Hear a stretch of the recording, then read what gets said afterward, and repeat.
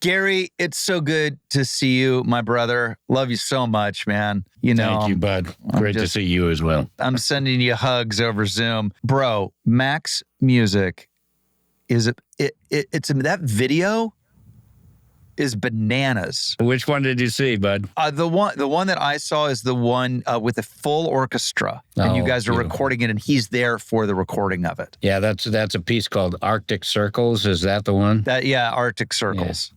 That is. I mean, we have so much to unpack here. First of all, I'm so sorry, for your loss, and what a heroic struggle he had and you had as a family going through that kind of rare cancer. Good Lord. Oh, it's been a tough 6 years, hard one to deal with. It's a very, very rare cancer called chordoma, and it really affects maybe 300 people in the U.S. per year. I mean, that's very, very rare. And of course, they're not developing any drugs to fight it because so few people get it. And what Mac had, the metastatic chordoma, that's even more rare because quite often this starts in the spine and they can remove the tumor and they can cure it, about 70% of the time. But 30% of the time it comes back and it spreads, and that's under 100 people per year have to deal with that. And so there's no pharmaceutical companies that are developing any drugs for it. You just throw what you can at it. He had surgeries and radiation and 25 different drugs over a 4-year period. And it was just, we just dealt with it as best we could.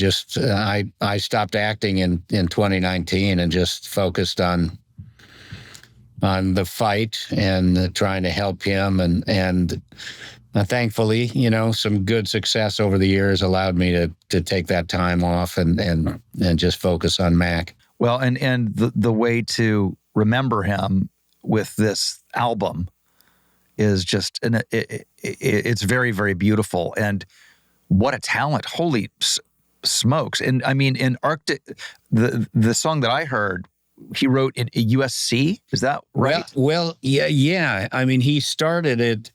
He wrote it. He went to USC Music School, the Thornton School of Music. He was in the pop program. They had like a pop program there where it was just songwriters recording rock tunes and learning the composition and all of that. And he was a drummer. He went in as a drummer and just a fantastic drummer. But he wanted to do more, Rob. He wanted to write songs. He wanted to compose for film. He had a lot in his toolbox, and he started writing this piece. He wrote a piece called Waltz for Addicts, which is on that YouTube channel that you saw Arctic Circles on. And that was the first sort of big piece he wrote in college. And then after that, he started writing Arctic Circles and never finished it. And then last year, he's in the throes of cancer. The cancer had disabled him. He was paralyzed from the chest down. He couldn't play drums anymore and, picked up a harmonica because he could still hold it. But he said to me that he wanted to try to finish this piece of music from USC. And he asked if I thought some of my band members would help him flesh it out a little bit. So he teamed up with them, and then connected with a buddy from college named Oliver Schnee. And Oliver is a composer as well. And they went to work to finish Arctic Circles, and he went into the studio July of 2023. Rob, I had not heard anything that they were working on. He hadn't played the piece for me at all. I didn't know what I was going to hear. I wheeled him in the wheelchair. We sat down in the studio. The orchestra was there.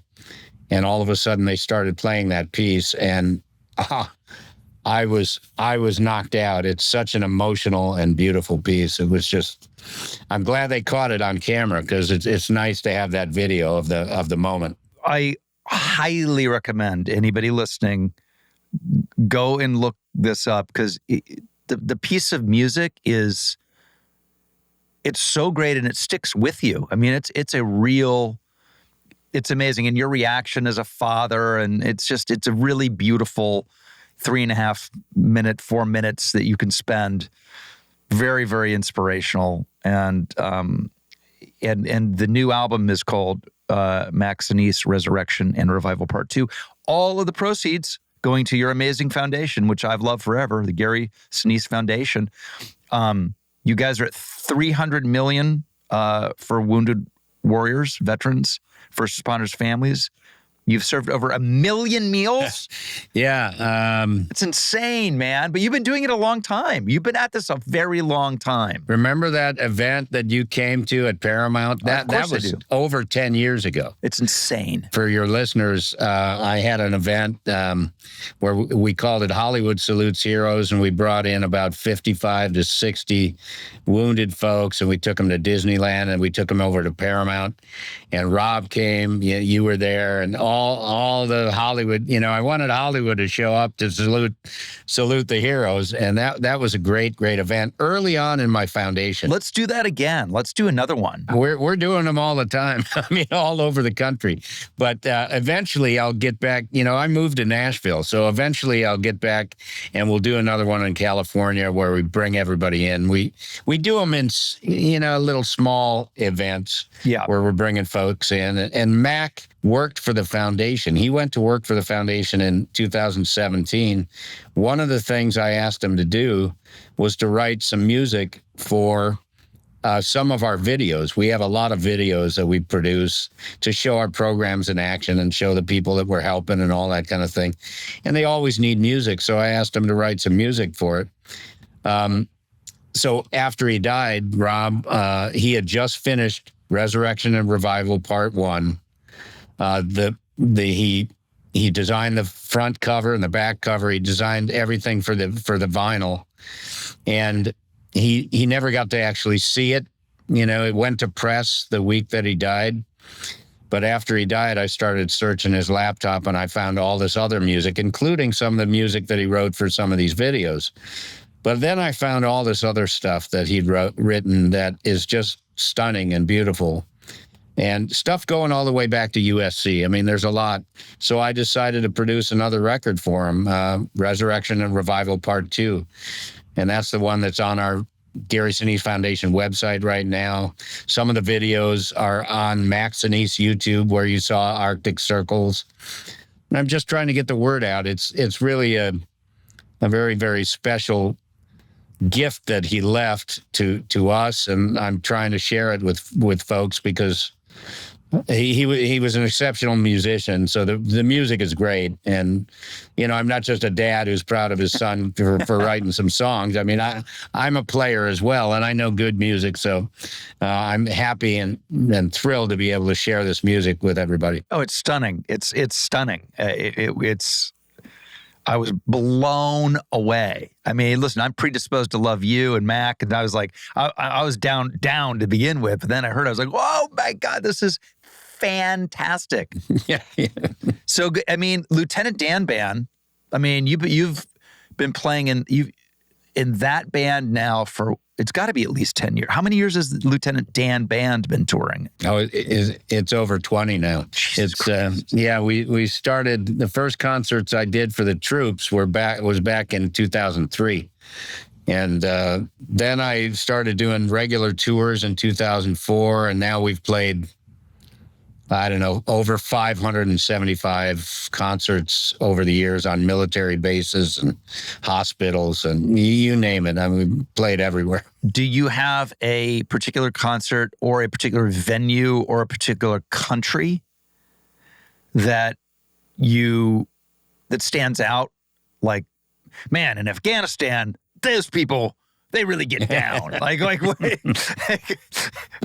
There's as I said, there's 570 some concerts over the years. Yeah, so it's hard to remember all of them, but there are standouts. I mean, you mentioned Afghanistan. We were in Kandahar. So in Kandahar, there's this big military base there. We had a military base there, and they built this sort of boardwalk in the center of the base. where they had all these fast food restaurants like Tim Hortons and Subway and No way. all these fast food.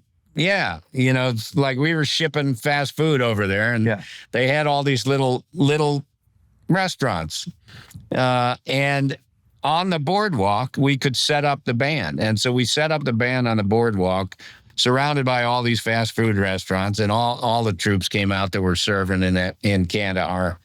And that was a great show. There was another one over there that we played at a place called Camp Leatherneck. And it was the dustiest, dirtiest kind of Marine base, that you can imagine. The dust was really thick. And we set up on the back of this, on the bed of these two trailers that they put together, and we just set up on there. And everybody, all the Marines came out there, and we were rocking for them and all that. That was a great tour back in 2009. What is your set list with Lieutenant Dan? Is it originals, covers, mixes? The only originals in the set are 2 songs that Mac wrote. No way. After I discovered all this music, I found one beautiful instrumental piece that he wrote in college called Angel's Theme that features a violin solo, and we have a great violin player in the band. So wow. It's a beautiful song, and so we're doing that one now. And then the last song he wrote is actually on that YouTube channel, Mac Sinise YouTube. It's called Quasi Love, and he wrote it in his hospital bed. And he was fleshing it out with my violin player. And after he died, I didn't know anything about it, that he was working on it at all. I found it. I found some charts. I found the lyrics. I found a voice memo that Mac had sang the chorus of the song into his phone to kind of while he was fleshing it out and working on it. So I found all that, and I asked my violin player, what is this? Were you guys working on something? And he said, yeah, Mac had this idea. He was fleshing it out. I was trying to help him. I said, well, finish the song. We're going to put it on the record. And so it's on Resurrection and Revival Part 2. The video is at Mac Sinise YouTube, and that voice memo that I found, I put it on the recording. It starts the recording and ends the recording. So you can hear Mac singing into his phone, and then the band jumps in and starts pounding the song. And it's a really great, rock tune. It's really fun.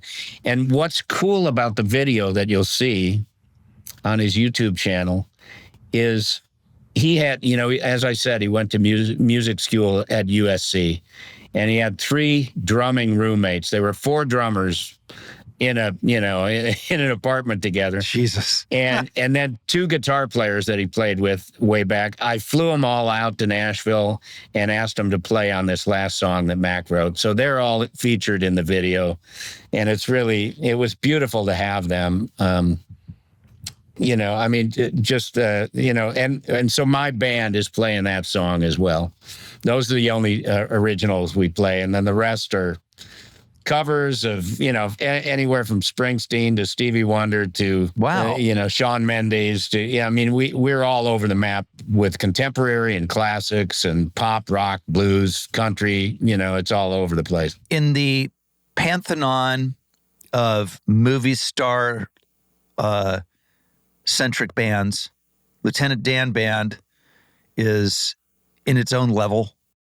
But let's talk, who else? I saw Costner's band play, by the way, since we've last spoken. Did you? I did. He and his band played a charity for our first responders in Santa Barbara. We had these terrible mudslides and fires. Yeah, terrible. Yeah, and 23 people died. And so it was for the 805 Foundation, which said that's Santa Barbara, and they support the first responders. So God bless Kevin. He did a great job. His band was great. They were great. I think we need to get you guys on a double bill tour. And we'll get Quaid. We'll get Dennis Quaid to rock it out. Yes, and the Bacon Brothers. All the old hippies are now playing rock music, and country music. And by the way, Jeff Bridges also played. I mean, dude, come on, I can't be the first person to think of this. The movie stars only festival. There you go. We could raise money for the Gary Sinise Foundation. I love it. I mean, that would be kind of sick. That would really be good. Do you have any plan, desire to come back to acting on any level? You know what? It all depends. I mean, I'm very, very busy with the mission of the foundation. We're operating all over the place. You mentioned an amount of money that we've raised. It's actually over $500 million in the last 14 years. Oh my God, 500 million. Yeah, we've deployed that all over. We have multiple programs at the foundation. I'm still doing quite a few concerts on military bases here and there, and events and that kind of thing. So the mission of the foundation is very broad, and we're doing a lot of great stuff. But we're just about to take over 1,000 children down to Disney World in Orlando, where we do an annual event there every year for the children of our fallen heroes. We take military kids there, over 1,000 kids. So that's about 650 families. We take over a hotel at Disney World, hundreds and hundreds of volunteers, many corporate sponsors come in. We have all kinds of things going, and we do that for military kids. And then the following week, we bring in children of our fallen first responders and do an event for them. My band plays, and those are usually the last concerts of the year for me. So I'm quite busy with the foundation. It doesn't mean that I won't go back to acting in something if the right thing comes along. But we both been blessed, Rob, with great success in the business, and it's allowed us to do a lot of great things. And it certainly allowed me to take the time off to help Mac and to try to fight the cancer alongside him. It's helped me to serve a lot of folks out there who need help, and so I have great affection for the business for sure, because it gave me a lot of opportunities. If the right thing comes along, maybe I'll jump in and do it. Who knows? Because you're so damn talented, both as a writer, director, and actor, I hope that you do. But I love what you're doing. It's got to be. I don't want to say is it more fulfilling for you, or is that just too easy to say? It's fulfilling in a different way. Yeah, it's fulfilling in a different way. And it wouldn't exist had I not had a good career in the movie and TV business.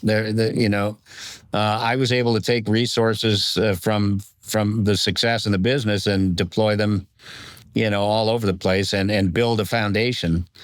If I was plugging away, in the theater world and everything like that, I may not have been able to have the success at building a foundation that I've had. So I'm grateful for all that success in the business. I had a lot of great opportunities. One was with you. I really enjoyed our time on the stand all those years ago, and so many great opportunities along the way that I've had.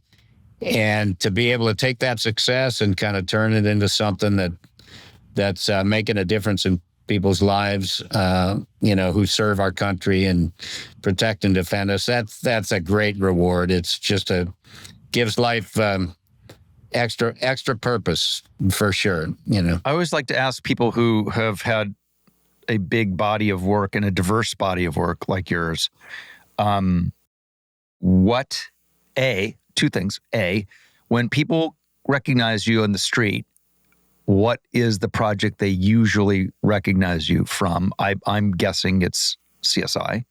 The other would be, of all of your things, what is the one you are not are most proud of? Because that's too broad. But is there one that maybe got missed that you wish people would go back and revisit? Because that's an easy one for me.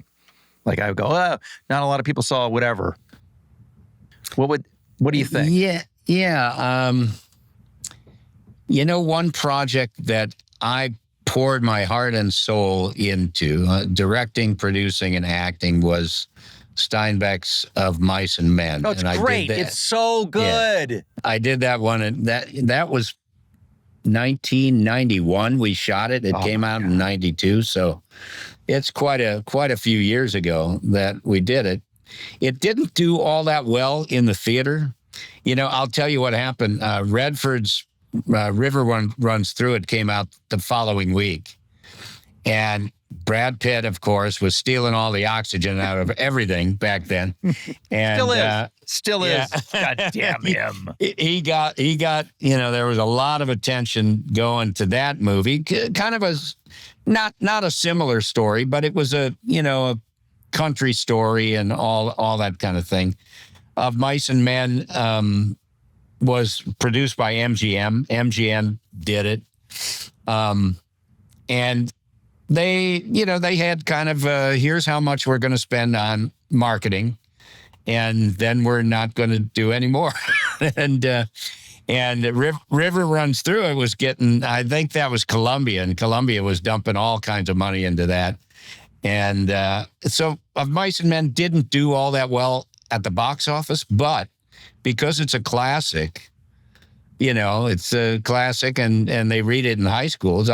For years I've gotten letters from high school kids that have seen it and all of that. So that was I got to take that to the Cannes Film Festival. It got a massive standing ovation. Like for 15 minutes, they were screaming and yelling, and my producing partner turned to me during that ovation and he said, "I think we just made a French film." And I said, well, that's okay. They're loving it. And it was great. Alan Ladd Jr. was there for that screening, and it was just a great, great moment. I had some great moments with that, and it caught the attention of the producers of Forrest Gump. And so they asked me to come in and audition for Gump about a year after that movie came out. So it was a great calling card, and that one, I wish a lot more people had seen it, but I'm glad I asked you this. I'm glad because I've seen it multiple times, and it's fantastic. Thank you, bud. And of course, John Malkovich is in it with you. You guys go way, way back to Steppenwolf. Yeah, we actually did it on stage together. We did the play of that. I feel like, did you do it in New York ever? No, we didn't do that, but we did the Grapes of Wrath. Okay. We did the Grapes of Wrath. And that was a great experience because I got to be very good friends with Elaine Steinbeck, who was John Steinbeck. She was married to John Steinbeck, and she controlled all the rights to all his books. And so we had to get the rights from her for the Grapes of Wrath to turn that into a play. We got the rights in about 85. We put it up in 88 in Chicago. Then we put it up again in 89, reworked it, put it up at the La Jolla Playhouse in La Jolla. And then we went to London with it in 89. Then we went to Broadway with it in 1990, and it won the Tony Award. So it was a big, big success. And during that whole thing, I got to be very close with her. And I remember standing on the stage. The Grapes of Wrath ran 6 months on Broadway. It won the Tony, but it was so expensive. And, that in our contracts were up at the end of 6 months. They didn't want to, recast it and do that whole thing. So we closed it. And then PBS came in with cameras and set them up in the theater. And we shot it for PBS. And when I was standing backstage with Elaine, we were going to be over with this Grapes of Wrath experience in the next couple of days. We were going to shoot that, and then everybody go home. I was living in California. And I said to her backstage, I said, "Would you give me the rights to Of Mice and Men to try to make a movie of it?" And she said, "Well, it's been a film, it's already been a film like 2 or 3 times." I remember Randy Quaid and Robert Blake did a television version of it. And then, of course, the classic with Burgess Meredith and Lon Chaney Jr. Back in 1939. But I said, "Hey, I'd like to take a crack at it if you give me the chance." And she gave me the rights for 1 year for free. Wow. I didn't have to pay her. Wow. So she said, basically the deal that we made was if you can set it up somewhere within the first year, we'll give it to you to try to do that. And so I had developed a few things with Alan Ladd over at MGM, things that didn't get made. So I had a little relationship with them. Remember Sam Cohn over at ICM? Of course. So, of course. yes, Sam had introduced me to Alan and a bunch of different folks. They had come to see The Grapes of Wrath. Alan had come, and we went out to dinner afterwards. So when I got back with the rights to Of Mice and Men, I went to them. And, of course, the story goes is, of course, they didn't need to read it to find out what it was, you know? Yeah. I said, I'll get Malkovich to come and do this with me. And they said, okay, great. And they gave me a little budget, and we went to work on it. A year later, I was shooting it. So it just went like boom, boom, boom.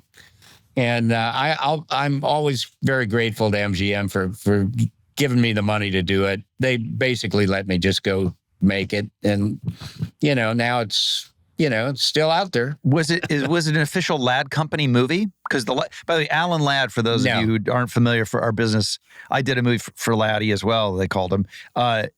The Ladd Company movies that they made, every one of them is unfucking believable. I mean, he had great taste. He did have great taste. Obviously, he chose Of Mice and Men because he thought it was going to be a big hit.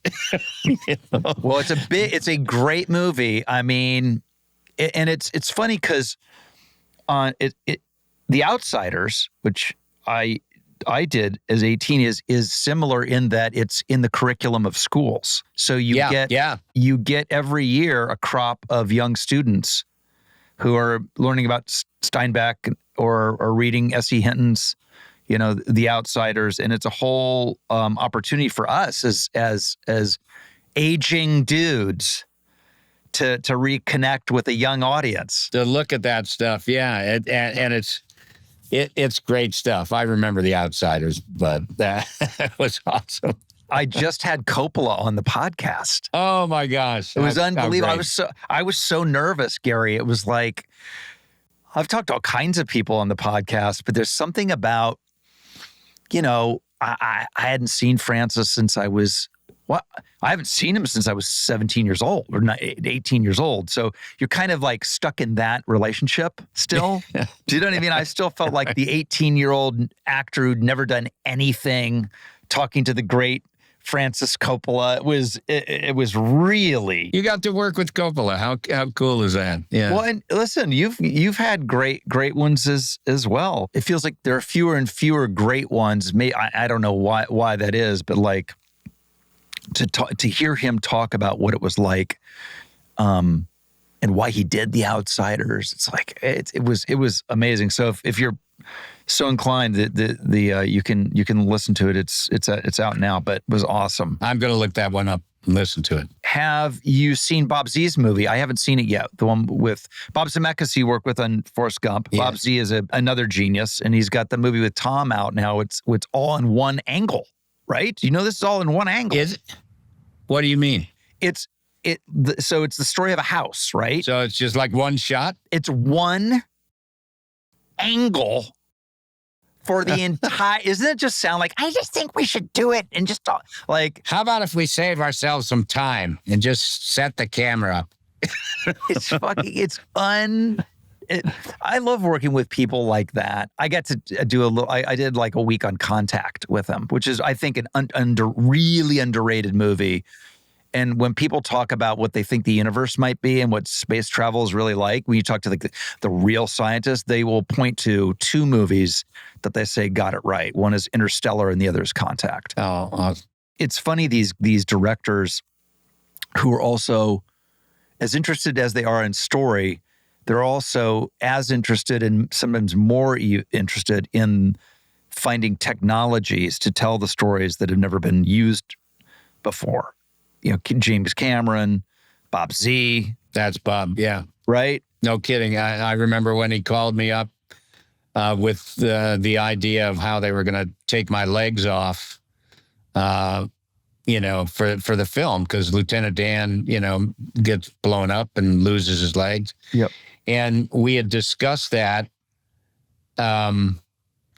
and they're like, how are we going to do that? You know, because there have been those other movies where people just kind of bend their legs underneath them and sit in a chair and Right. stuff like that. He didn't want to do that, you know, so he came up with, hey, we're going to take them off in the computer. We're going to figure out, so I just wore blue screen socks on my legs, and they went in and removed the blue color, and my legs were gone. It's the earliest iteration of doing, which is now commonly done. People go, we'll take it out in post. Yeah.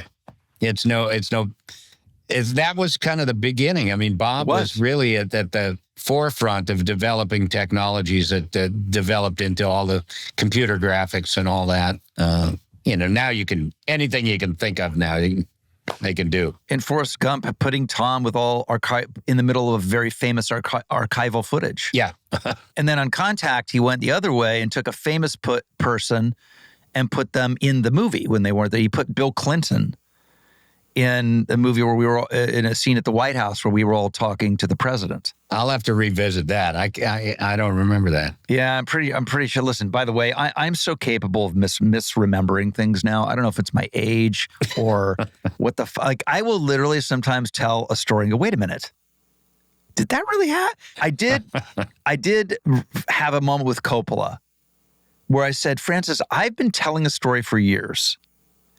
And you know how when it's an old story, but you've been telling it for years, you begin to doubt that it ever happened? Yeah. I said, do you know what I mean? I go, did I remember you directing me while you were on the phone with your wife who was hiding from a process server, who was trying to throw you guys out of the winery because you'd lost all the money on Zoetrope Studios, and you were going, just hide, just don't answer the gate. You just, oh, sorry, hang on 1 second. And action. And of all of the stories that I have that I go, that probably was bullshit. I probably misheard. He goes, oh, no, I absolutely remember that. I was like, okay. All right, it was true. Great. I'm not crazy. That's a good one to retell and retell again. Oh, it's too good. Yeah. Literally. So, okay. That's amazing. So how's Nashville treating you? Are you as happy as you thought you'd be when you pulled up stakes? Yeah, you know, we moved September of last year. Yeah. I moved my foundation here right in 2021. So the foundation came, both our daughters' husbands work for the foundation. So they all ended up coming out here much earlier than we did.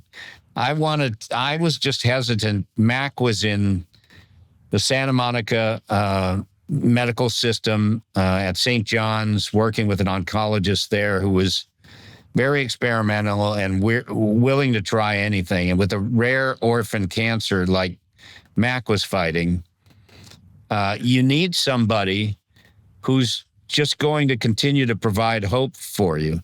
Right. And not somebody who just goes, I don't know what to do, you know? Right. And he said to Mac, as long as you are willing to try things, I'm willing to try to find things to try. And so we stuck there, and I was just hesitant to pull Mac out of it. But his sisters were here, and we knew we had to get here, you know, and so I started that ball rolling. And it took a while to get all the planning. I had to get medical transport. You know, he was paralyzed from the chest down and all of that. He couldn't travel commercially. And so I had to arrange all that. And we finally got here in September of last year, 2023. And our daughters had settled in really well. And everybody at the foundation had settled in really well. And everybody was loving it.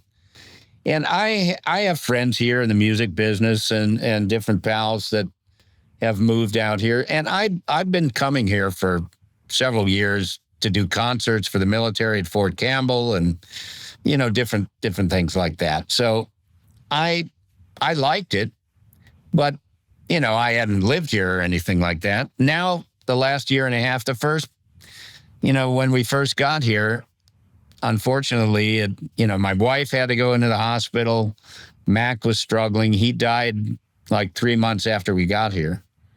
And So there were all these medical complications that were taking up all the oxygen and taking up all my time, and, kind of, enjoying Nashville and enjoying living here wasn't anything I was focused on. Sure. The past several months, I've been focused on producing Resurrection and Revival Part 2.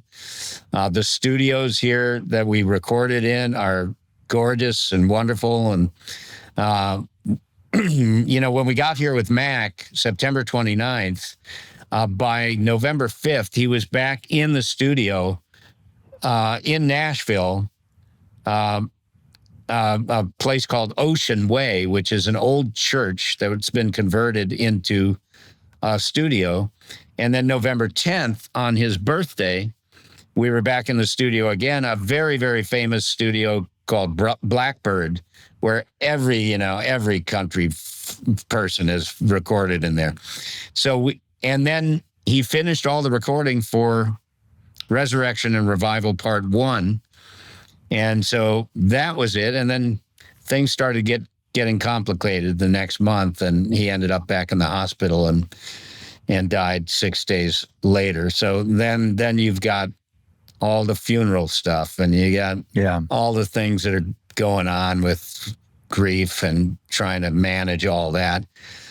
So getting around to Nashville for the first part of this year was just, I just wasn't doing much. I was focused on just trying to take care of the family and get through it. But lately, last summer, last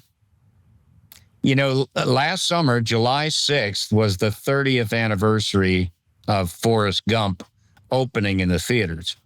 And I had started to befriend some of the folks over at the Grand Ole Opry. And, because we send, we'll do events here where we bring in spouses of our fallen heroes or children or whatever, and we do things with them here in Nashville. We call them Nashville Adventures, kind of like what we did with Hollywood Salutes Heroes, where we bring people in and do things with them. So developed a pretty good relationship with the Opry, and I can't remember whose idea it was, but, we started investigating, like, is Paramount going to do anything for the 30th anniversary? Because the event that you attended at Paramount that day, where we had all the wounded folks come out, that was focused around the 30th anniversary or the 20th anniversary of Forrest Gump. That was the 20th anniversary year. And for the Oscars that year, they did kind of an Oscar special that focused on the Forrest Gump anniversary, and part of it was the event that we did at Paramount that day. Right. Yeah. So I was wondering, like, what's Paramount going to do for the 30th? And they weren't going to do anything. But the Opry, I don't know who came up with the idea, but the Opry said, we want to do something. So we want to do the Opry celebrates 30 years of Forrest Gump. And we want the Lieutenant Dan Band to play. Amazing. All these other artists. And they got all these other great artists like Gary LaVox, who he's the lead singer from Rascal Flatts. I know Gary and asked him to come and sing a few songs. Jamie Johnson came and sang. We had the Gatlin brothers singing on the bill. It was a great night. And then my band comes out at the end and plays 4 songs. And one of the key things that they wanted everybody to do, Rob, was everybody do a song, at least one song from the soundtrack of Forrest Gump. Whoa. So it was this idea. great nostalgia night. In the lobby, they had shrimp and they had chocolates and they had the bench, the park bench there where you could get your picture taken. And people were dressing up like Forrest Gump and showing up. It was a completely sold out show with Gump fans and Opry fans and Lieutenant Dan fans and all that stuff. And it was just so much fun. I had Michael T. Williamson, who played Bubba. He came. Oh, wow. And he plays harmonica, so we threw him out there with my band to play Sweet Home Alabama. And then Wendy Feinerman, who was the producer, she came, introduced one of the acts. The guy, remember the young guy who played young Forrest, who had the braces on his legs and everything? Of course. His name is Michael Connor Humphreys.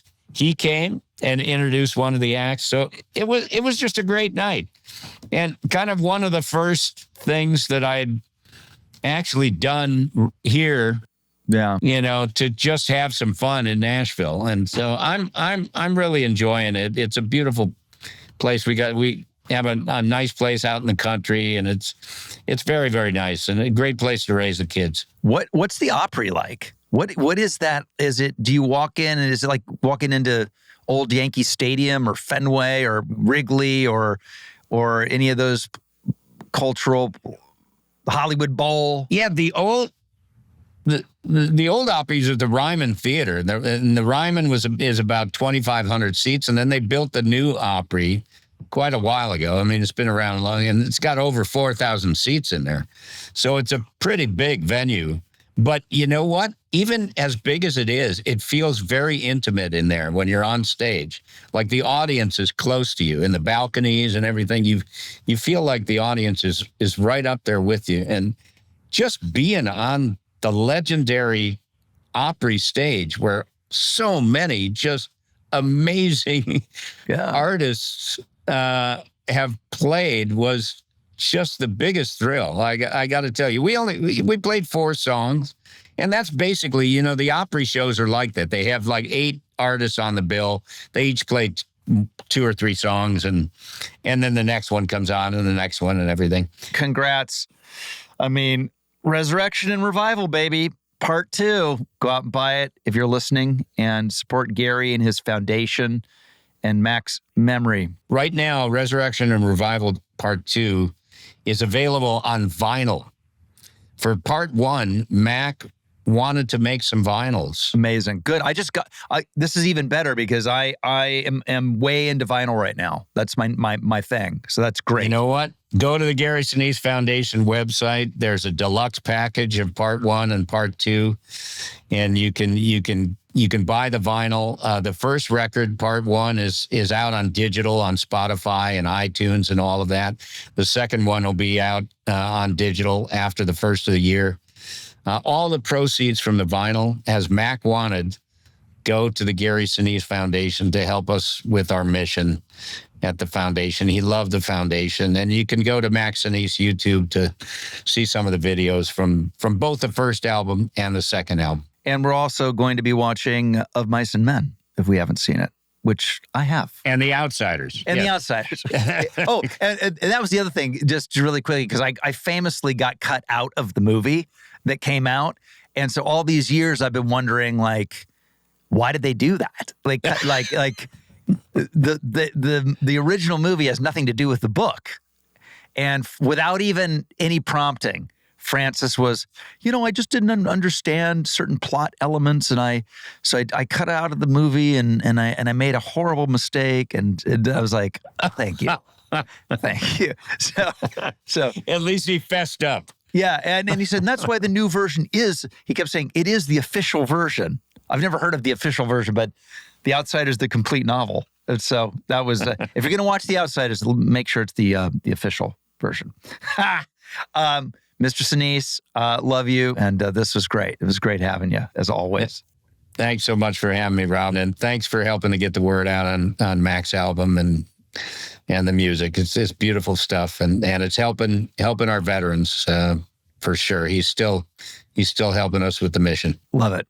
Eternal. Appreciate you, man. God bless you, bud. Thank you. Love you, buddy. Bye.